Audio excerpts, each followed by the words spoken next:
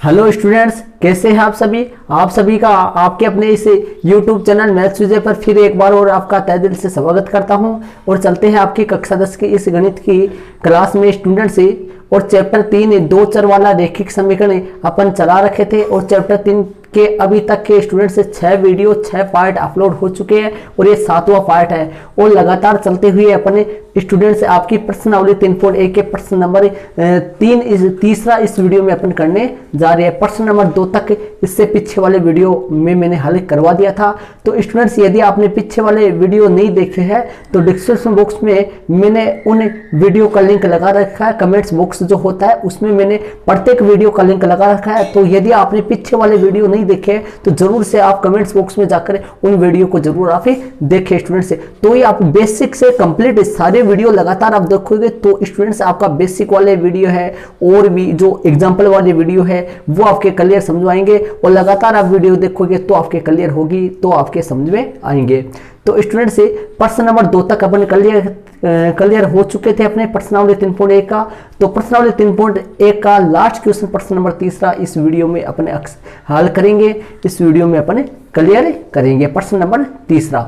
और यदि आपने पीछे वाले वीडियो नहीं देखे तो इसी वीडियो के आई बटन पे भी मैंने पीछे वाले वीडियो का लिंक लगा रखा है, तो वहां पे भी आप वीडियो को देख सकते हैं स्टूडेंट से। और साथ ही स्टूडेंट्स, आप यदि अभी तक भी चैनल को सब्सक्राइब नहीं किए तो जरूर से स्टूडेंट चैनल को सब्सक्राइब करके आप कक्षा 10 गणित का संपूर्ण सिलेबस आप इस चैनल के माध्यम से कर सकते हो। तो जरूर से वीडियो को लाइक कीजिए और चैनल को सब्सक्राइब कर लीजिए। चलते हैं प्रश्न नंबर 3 आपका मोबाइल के स्क्रीन पे आ चुका है। देखिए, 2 किग्रा सेब और 1 किग्रा अंगूर का मूल्य 2 किग्रा तो सेब है और 1 किग्रा अंगूर का मूल्य किसी दिन 160 रुपए था। मतलब किसी दिन 2 केजी सेब और 1 किलो अंगूर का मूल्य 160 रुपए था।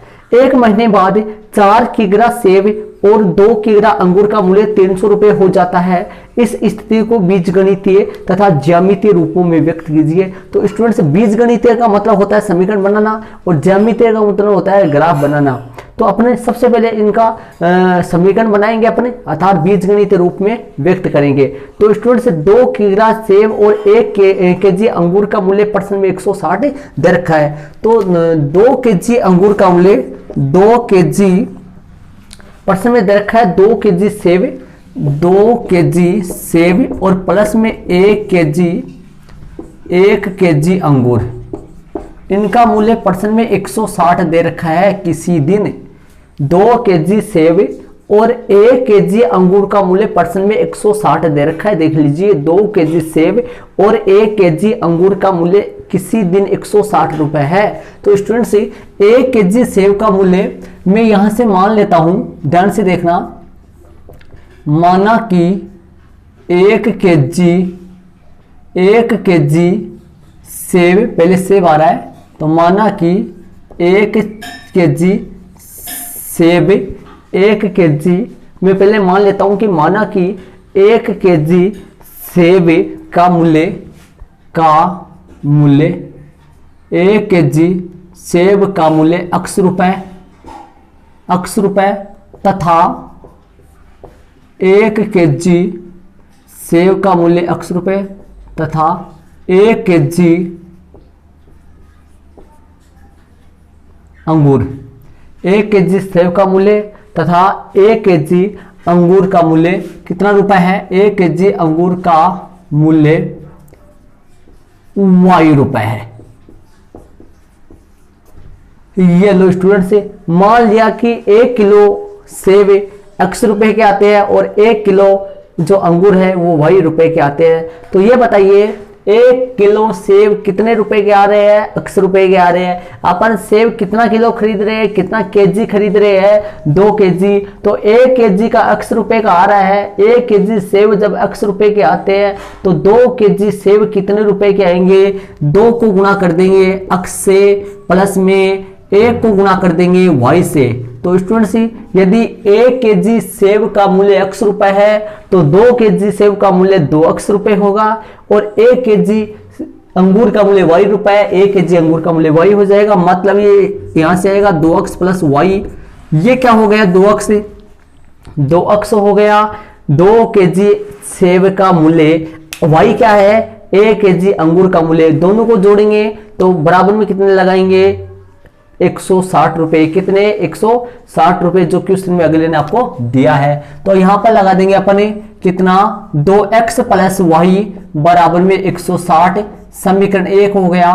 तथा दूसरा समीकरण बनाएंगे अपने, पहला समीकरण बन गया 2x प्लस वाई बराबर 160। दूसरा समीकरण देख लीजिए 4 केजी सेब, 4 केजी सेब, 1 केजी सेब का मूल्य x रुपए है, 1 केजी सेब का मूल्य x रुपए है। तो 4 केजी सेब का मूल्य कितना होगा 4x होगा। कितना होगा 4x होगा।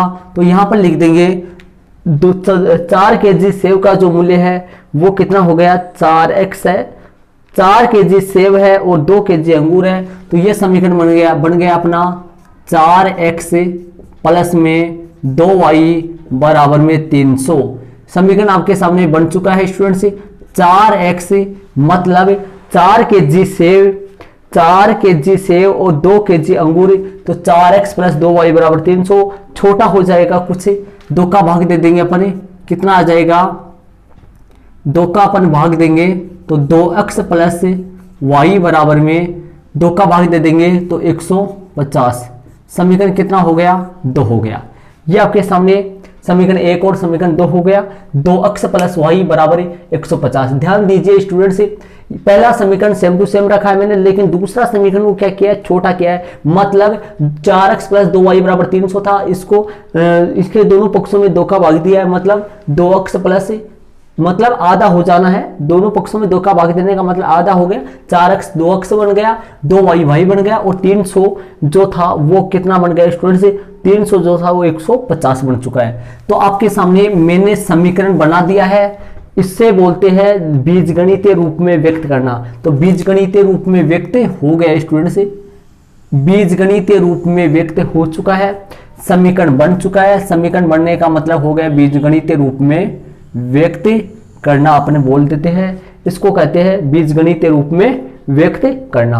अब अपन इस तरफ रेखाओं की स्थिति की जांच करते हैं। तो दोनों रेखाएं कैसी होंगी, तो यहां पर लिख देते हैं अपन रेखाओं की स्थिति की जांच। दोनों रेखाओं की कंडीशन कैसी होगी, रेखाओं की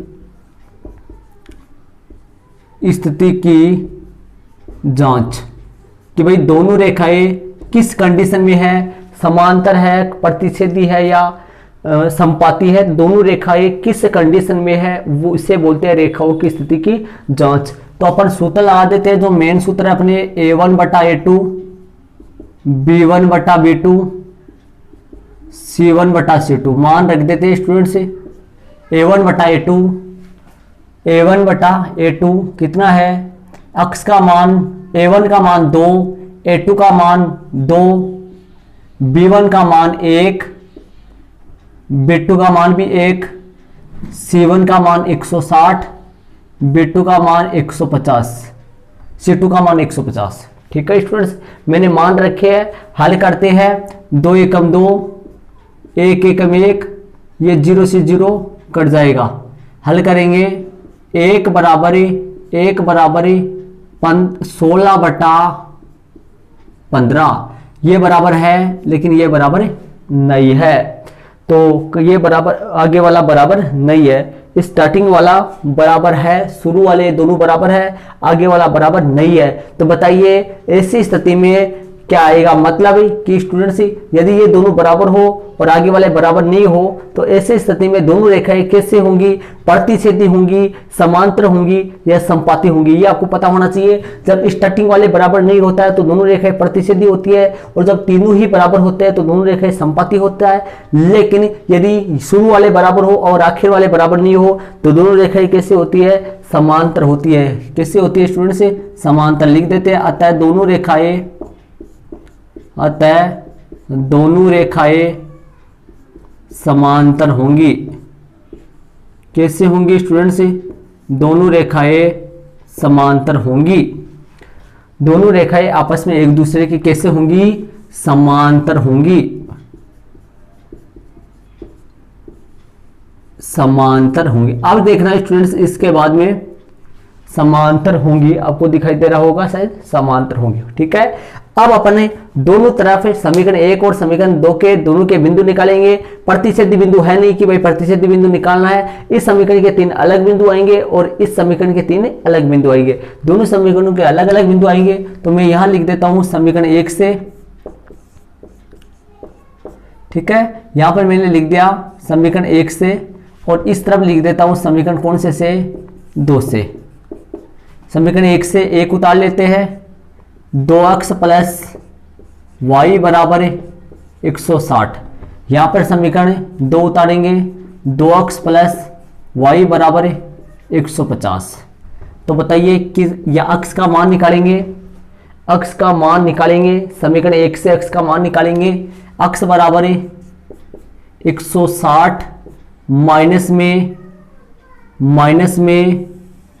y बटा में 2। समीकरण 1 से कितना आ गया 3, 1 से 3 आ गया। y अक्स बराबर 160 माइनस में y बटा 2, 160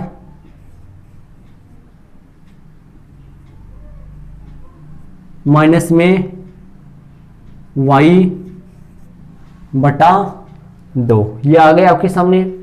और यहां पर देखिए अक्स बराबर 150 माइनस में y बटा 2, ये समीकरण कितना हो गया 1 से 3 और 2 से कितना हो गया 4 हो गया।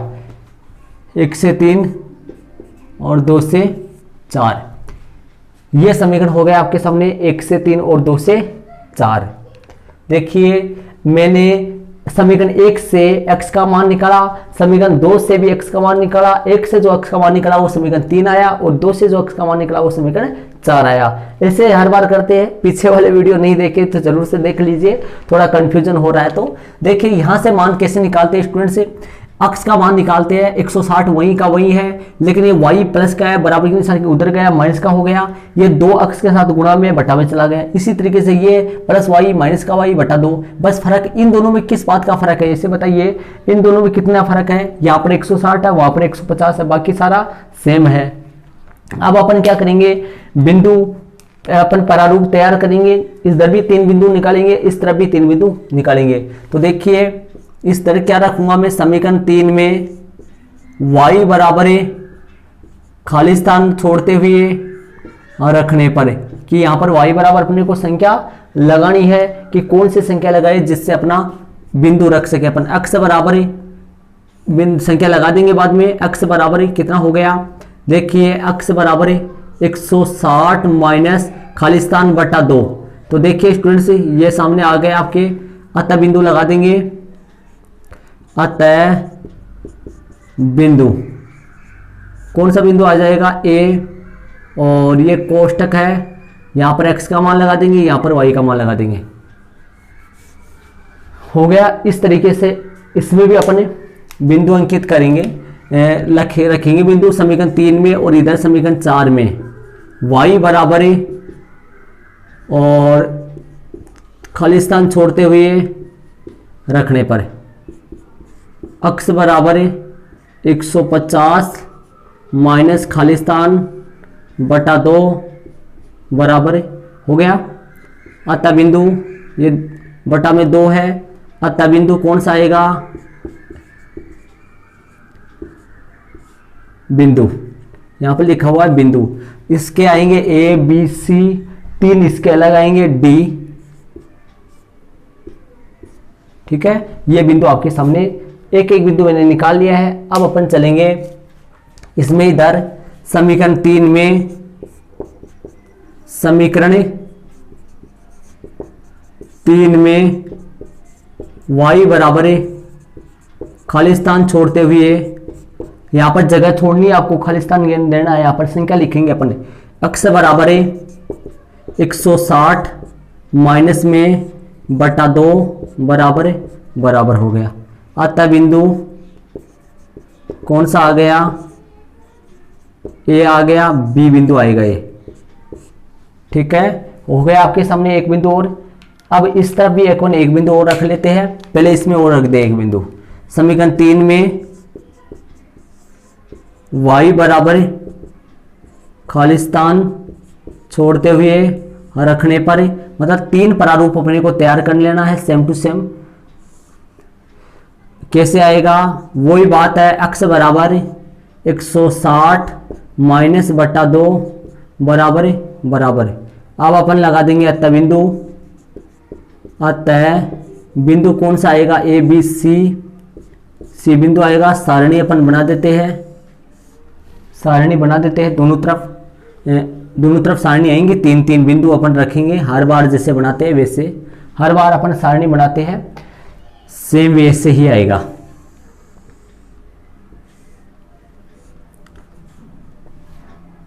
अभी अपन अतः वाली लाइन अपन लिख देंगे नीचे। इसके बाद में सारणी के 3 बिंदु अपन निकालेंगे।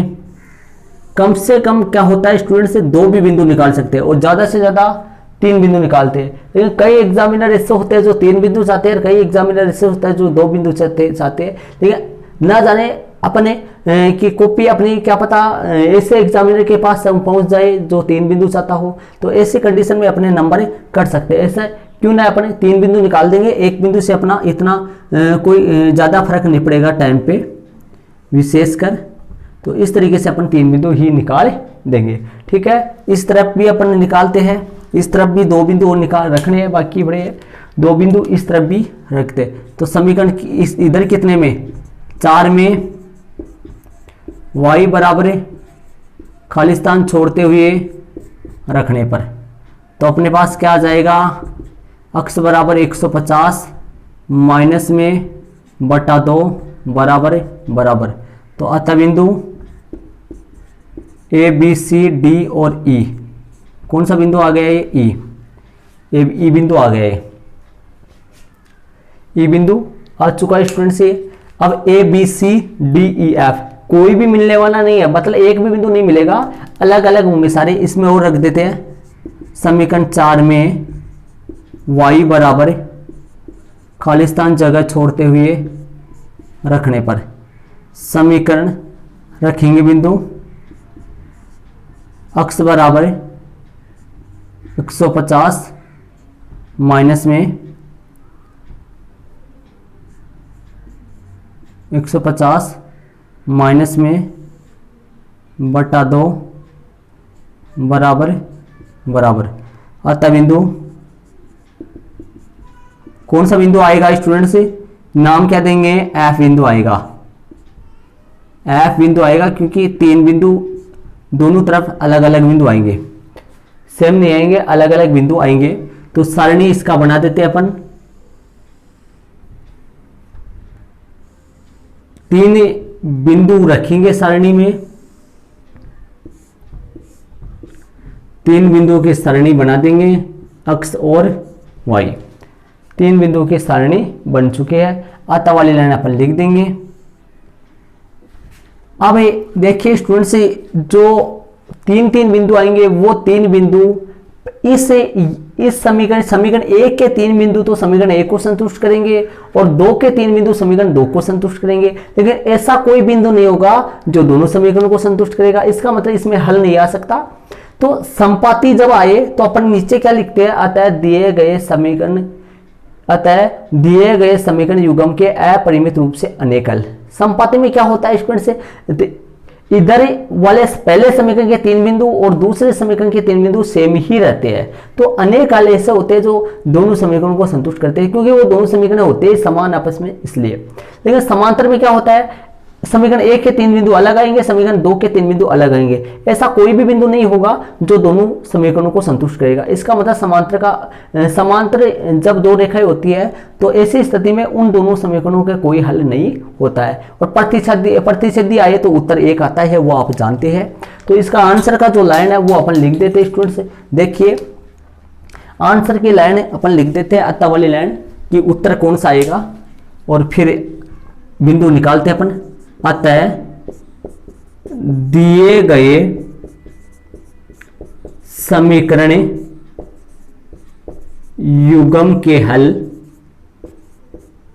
अतः दिए गए समीकरण युग्म, अतः दिए गए समीकरण युग्म, अतः दिए गए समीकरण युग्म का कोई हल नहीं आएगा। इसका क्या नहीं आएगा, क्या लिखेंगे स्टूडेंट से, कि भाई इसका कोई भी हल नहीं है। अतः दिए गए समीकरण युग्म, अतः दिए गए समीकरण युग्म का कोई हल नहीं है।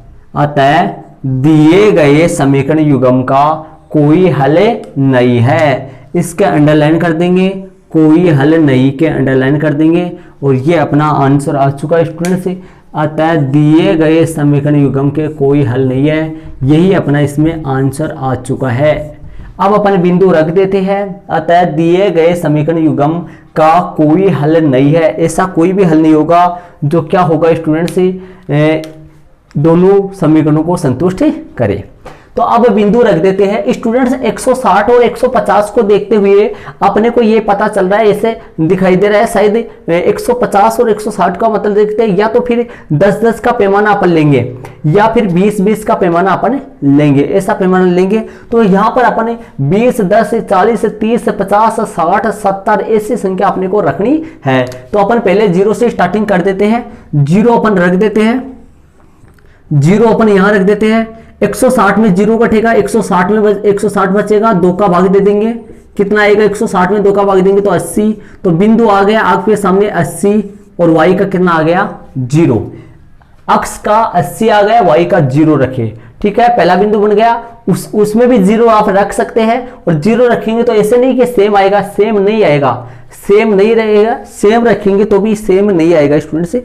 तो उस तरह भी 0 रख के देख लो, चाहे सेम नहीं आएगा। इधर 0 अपन रखेंगे तो स्टूडेंट से यहाँ पर पूरा पूरा भाग नहीं जाएगा, तो कहने का मतलब इसमें 0 नहीं रख सकते। इधर इसके पूरे रख ले पहले, तो चलो इसमें रख देता हूं मैं 20 रख दूं, ऐसा रख देते हैं जिससे पूरा पूरा भाग चला जाए। 20 रख देता हूं, चलो 20 मैंने रख दिया है। यहां पर रखा आपको दिखाई दे रहा होगा, बोले एक पेन से लिखा है 20।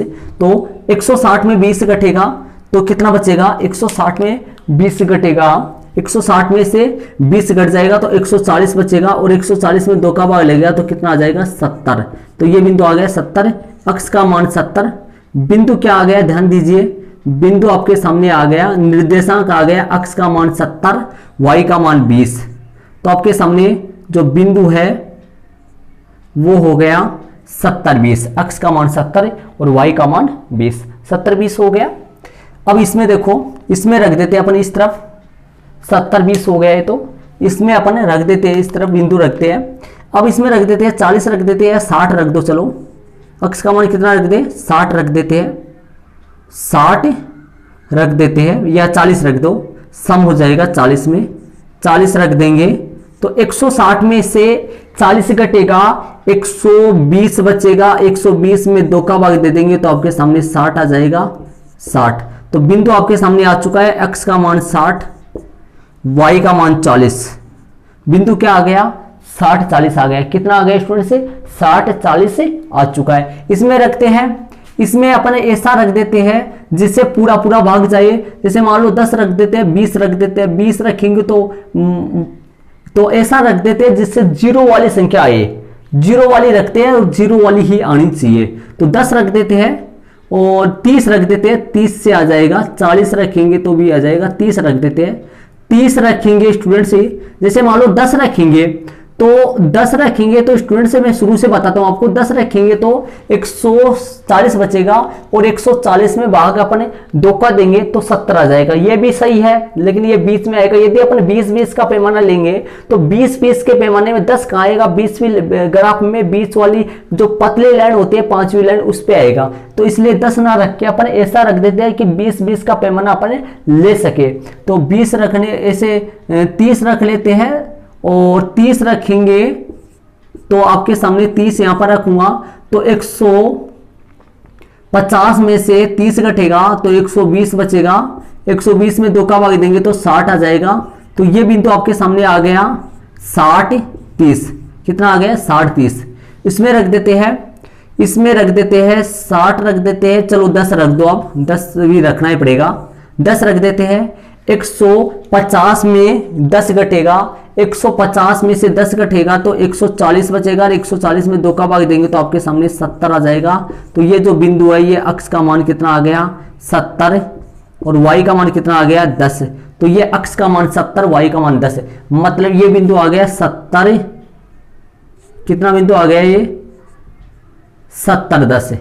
अक्स का मान 70 और वाई का मान 10 है, तो ये बिंदु आ गया 70 10 है। ठीक है, चलो और रख देते हैं इसमें रख देते हैं अपने, जैसे मान लो कि अपन रख देते हैं 10 रख दिया है, 20 इसमें रखते हैं, तो 20 रखेंगे तो 150 में से 20 कटेगा तो 130 बचेगा, और 130 में यदि 2 का भाग देंगे तो 65 आएगा, जो कि अपने ग्राफ में बहुत बीच में हो जाएगा। इस तरीके से अपने को ऐसे रखना है ताकि लास्ट में जीरो वाली संख्या बच जाए।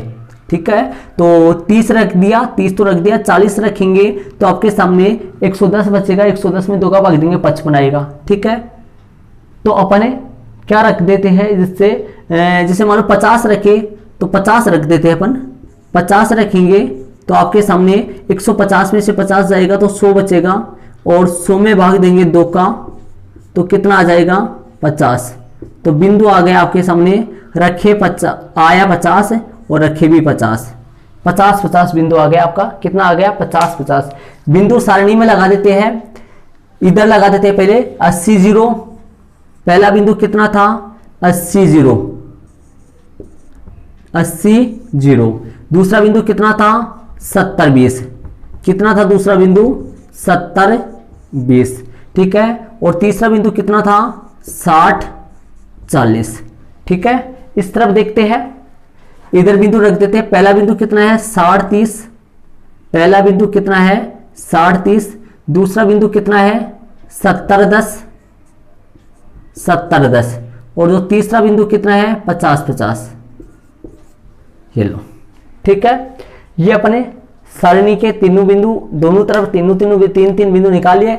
अब अपने जांच करते हैं कि ये 3 बिंदु सही है, और उन 3 बिंदुओं की भी जांच अपन करते हैं। कैसे जांच करेंगे, इन 3 बिंदुओं को अपन समीकरण 1 में रखेंगे, समीकरण 1 को संतुष्ट करने चाहिए ये, और वो 3 बिंदु समीकरण 2 में रखे समीकरण 2 को संतुष्ट करने चाहिए। चलो तो रख देते हैं अपन, कैसे 80 0 की जांच करते हैं। 80 0 समीकरण 1 में रखते हैं, यहां पर 80 लगाऊंगा, अक्स की जगह 80 लगाऊंगा तो देख लीजिए 2 गुना एक्स मतलब 2 गुना 80 160 हो गया, y का मान 0 है, 160 बराबर 160 करेक्ट है, मतलब सही है। इसका मतलब यहां रख देते हैं 70 20, अक्स की जगह 70 लगाएंगे, 70 दूनी 140, और यहां पर 20 लगाएंगे, y की जगह कितना लगाएंगे 20, अक्स की जगह 70 140, y की जगह 20, 140 से 20 160 बराबर 160, 60 x की जगह 60, 60 को 2 से गुणा करेंगे 120, कितना हो गया 120 में 40 जोड़ेंगे 160 बराबर 160।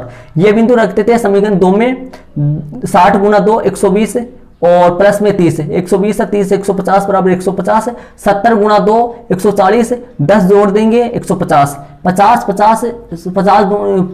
को 2 से गुणा करेंगे 100 और 50 150 बराबर 150। इसका मतलब ये 3 बिंदु समीकरण 1 को संतुष्ट करे और ये 3 बिंदु समीकरण 2 को संतुष्ट करे, मतलब इनकी वजह से अपना ग्राफ गलत नहीं होने वाला, सही होगा। अब स्टूडेंट्स देखिए, आप इसका ग्राफ आपको खुद को बनाना पड़ेगा, पीछे वाले का ग्राफ मैंने बना दिया था, आपको इसका ग्राफ आपको बनाना पड़ेगा। और स्टूडेंट्स मैं आपको समझाता हूं ग्राफ आप किस तरीके से बनाओगे। सबसे पहले तो मैं बताता हूं आपको पैमाना क्या लिखोगे, ध्यान से सुन लीजिए। सबसे पहले तो अपन पैमाने की बात करते हैं, तो पैमाना अपन क्या लिखेंगे, पैमाना यहां पर अंकित कर रहा हूं, आप पैमाना यहां से अंकित कर लो कि आपको पैमाना क्या लिखना है। अक्ष पर ऐसे लिखते हैं हर बार, अक्ष पर एक बड़ा खाना बराबर एक बड़ा खाना। जैसे मान लो स्टूडेंट्स ध्यान से देखिए, यदि अपन 10-10 का पैमाना लेते हैं, यहाँ माइनस वाला तो है नहीं, माइनस वाला अपने को नहीं चाहिए, प्लस वाला चाहिए, माइनस वाला 1 कर देना, बस -10 माइनस ऐसे कर देना। और पैमाना अपन ले लेते हैं, कितना लेते हैं 80, इसमें बड़ा से बड़ा 80 दिखाई दे रहा है मेरे को, तो आराम से 8 लाइन मिल जाएंगे आराम से आपको। तो 10-10 का पैमाना ले लेना, तो एक बड़ा खाना बराबर 10 क्या है ये रुपए, 10 क्या है रुपए। और y एक्स पर भी ऐसे ही लिख दो, एक बड़ा खाना बराबर 10 रुपए। आपको दिखाई दे रहा होगा मैंने ऐसे लिखा, नॉर्मल तरीके से लिखा है, आपके समझ, आप यहां से अंकित कर लो। पैमाना x अक्ष पर एक बड़ा खाना बराबर 10 रुपए, y एक्स पर भी एक बड़ा खाना बराबर 10 रुपए, मतलब 10 के हिसाब से पैमाना लेकर आप ग्राफ बनाना है। अब अंकित कैसे करोगे, 10 20 30, मतलब अक्ष कैसे स्टूडेंट्स, आपने पैमाना अंकित कर लिया होगा, वीडियो को पॉज कीजिए, बैक ले जाइए और यदि अंकित नहीं किया तो पैमाना अंकित कर लीजिए। और यहां से मैं बता देता हूं, यहां पर माइनस का तो -10 और इधर -10, बस इतना ही लिखना है माइनस का। तो प्लस का कितना लिख देंगे, 10 20 30 40 50 60 70 80 90 तक, और ऐसे ही इसमें भी 90 तक। बिंदु का अंकित करोगे 80 0 आपको मिल जाएगा।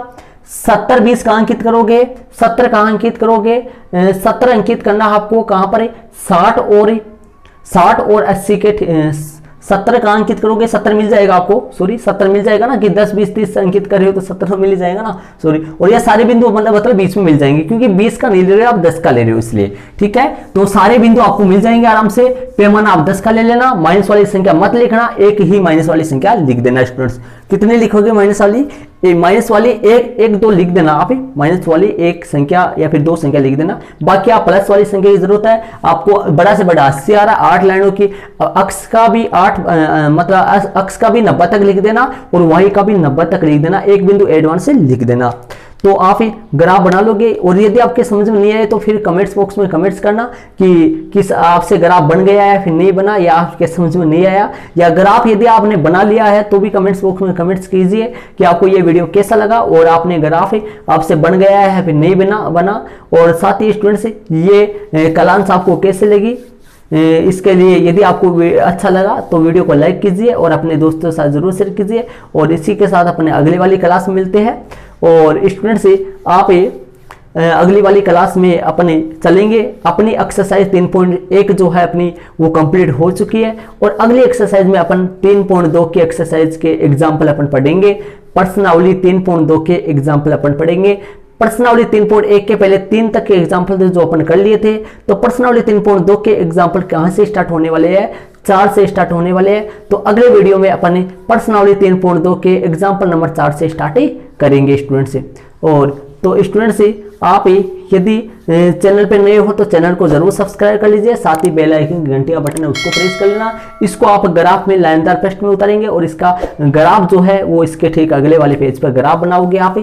तो ओके स्टूडेंट्स, थैंक्स, जय हिंद।